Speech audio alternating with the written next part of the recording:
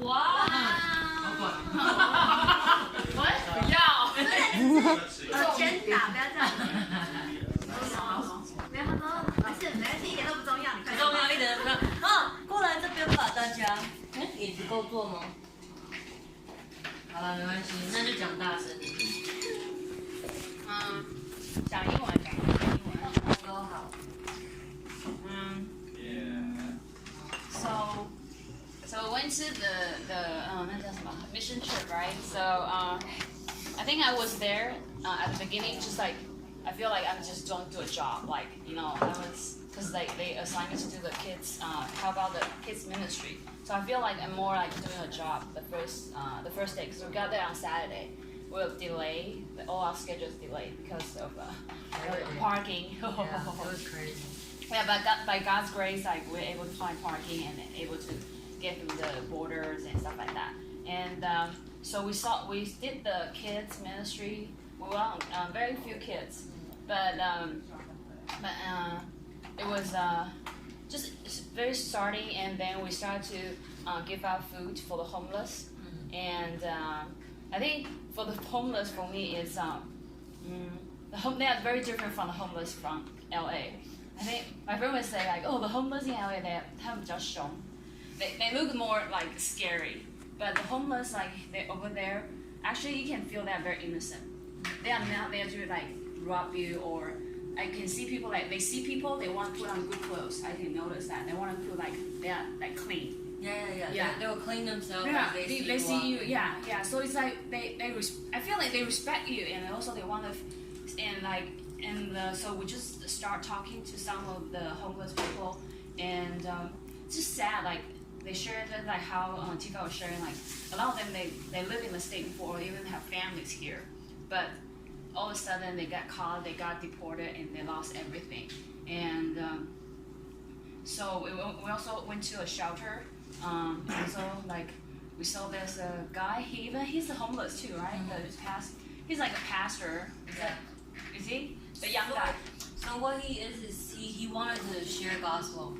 So every day he will be at the shelter and talk about the Bible. But is he homeless as well? He is also homeless. But he dressed up very neat. Like he has like a tucked shirt, and like he very like clean himself up.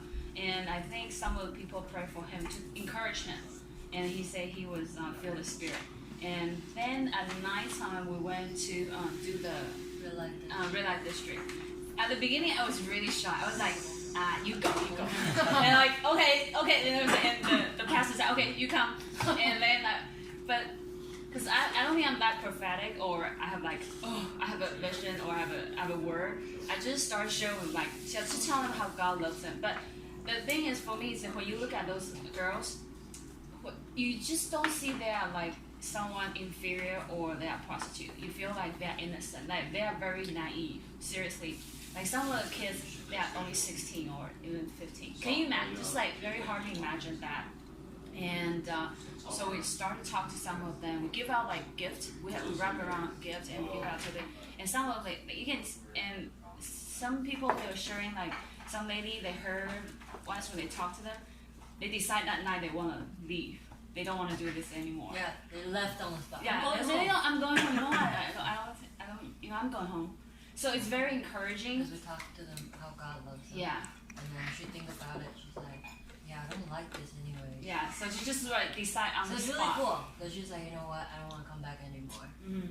So we're like, you know what, do that. Yeah. It's encouraging to see like what I think, and also the pastor there, I think he's been working really hard in that area. So I think God's starting to have the fruits now. But another thing for me, because I was talking to a lady, Anna, she's also handling the worship. She had a worship center in the red light district, and she's helping out the girls over there. But one thing she's saying, that it's good, like once the girls at that job, but the thing is, they need to survive too. Otherwise, they just go back to the old lifestyle. Yeah. So for them, it's like they're helping them to make jewelries. But the thing is that the only people buying those jewelry is the Christians, because they know or how their background. So that's why they bought the jewelry. But they need other skill set, maybe how to do makeup, how to do like real skill set, so they can go other than like that worships and they go somewhere else and make a living for themselves. So I think that's something I think we should pray for. Like, not only get the girls out there, what can they? Because that's the more concrete stuff for them. Like getting them out and also helping them to really see they can survive by themselves with a skill set.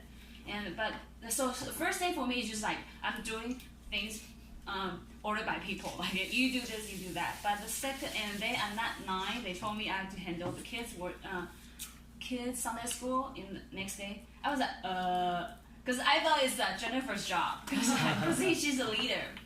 And they just said, no, you're gonna take care of it, and we're gonna have a translator. But it was like, because I was unprepared. I was like, what I'm gonna do, what story, and I was so stressed. Yeah, it is. I didn't sleep. And her face. Yeah, because I said, can you help out? I said, sure. And I realized the help out means that you're gonna handle the entire thing. And I was like, and then I didn't sleep the night before. Because I was like, because I'm the first type of person I like to run down my agenda through my head, like what am I gonna do when the kids come? What am I gonna talk about it? What activity we're gonna do? And I was like, great, I have no craft, I have no nothing. So the next day they say, don't worry, you're gonna just be like 7 or 8 kids. It ends up we have 12 kids. So packing in a small room. But with God's grace, we have 2 other helpers and the pastor's wife, she can translate it for us. So we shared about the paralyzed man, how God healed him, God forgive his sin and also heal him. And so the pastor's wife is just worried about the kids probably won't understand. But at the end, we would ask him to do some drawing because last time when Tifa they passed out some kids drawing to the girls over there and they loved it. And I was thinking, maybe we should do the same thing for the girls tonight because we're gonna go there again. So we asked the kids like, hey, draw something you wanna give out as a gift to somebody else. So the kids were drawing like a guy like without legs, and then they have legs, and because they see Jesus, so they really understand it. And so a lot of drawings like that. Or so, like car crash. Or even like, but the thing is that in their minds that as long as if you have problem or you are hurt or anything, you can come to Jesus. Because like you see a building with a cross in there. Because like we talk about the house, right? Because the 4 friends like kind of like help them out, tear down the roof and then drop him through the roof to in front of Jesus so he get healed. So and I was telling the kids that you can be one of the 4 friends too. Bring someone to Jesus. It doesn't have to be your parents or some adults to bring them to Jesus. You can be the one. You can invite your friends to church. You can even pray for them. And the kid's like, yeah, I have somebody like I want to bring to her, but he doesn't want to. I said, let's pray for him. Like we all pray. Awesome. Yeah. So we have a corporate prayer together. And also one kid that her friend cannot walk. I would say that's prayer because I share my testimony that I have a friend. She had uneven legs. And we pray for them. She grew and she got healed on the spot. So we pray for them. So it's just tell kids simple things. You don't need to be like big words, and they really get it. And so later in the night, when we went out to the Red District, I feel I am more committed to Tijuana. Like I feel a love for Tijuana. Before it's just like I'm here to do my job, but here I think I love the people there. I want to get to know the people more. So when I talk to the girls, like it's more different. And one of the lady I was talking to, her name is Lucy, but sometimes they don't give out real name. But I was telling her like, we're showing her pictures, and later on when the pastor was talking to her, she said, she want to go home too. She want to leave. So it's just encouraging. But there are some people that say that the second night is actually like they feel the atmosphere is darker. But I think. For me, my mom is like, my antenna is not out there. So I just feel like I'm just very focused on the girls I'm talking to. So I really don't feel like, it's stress or anything.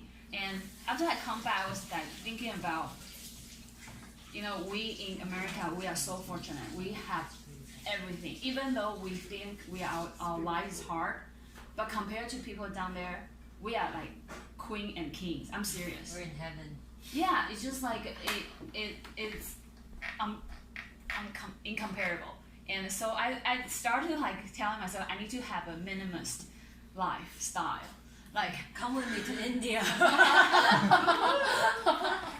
I know how, because I went to like China, the really, really poor area too. So I think guys remind me like, do you really need all these things? Like, how many pair of shoes you have? How many clothes you have? Like, extra stuff. It's like, I feel like, you know, if I can save something and give, so I can give out more.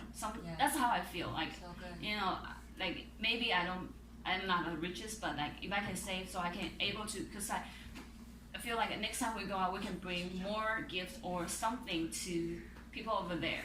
Not necessarily monetary, but you know, your skill set, your something you can teach them, so they can make a living as well. You never know. Help them to use a computer, you know, and No, you're fine. and also I think just want to remind everybody, we all have a lot to give away or serve. Like, it's not, don't think like, oh no, I'm just a baby Christian or something. When you because we were sharing with the members when we went down there, we feel like this is like the real world feel. Like, you know, we learned a lot about Bibles, how God heals people, how we can share gospel. But Tijuana or on the mission field is like, it's real work. Like, you're just on the spot. Go. You go talk to the girl. Oh, you go talk to the homeless. You pray for the homeless.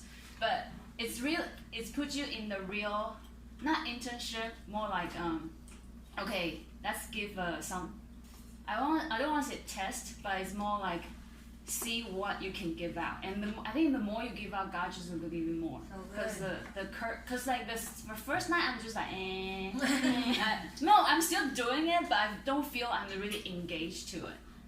Because I'm alert by the people around me, or try to stay, because they say, you know, you don't want to look like, you know, staring at people, like you want to be chill. So, but the second night I feel like you feel more love and more like, God, come and just save this place.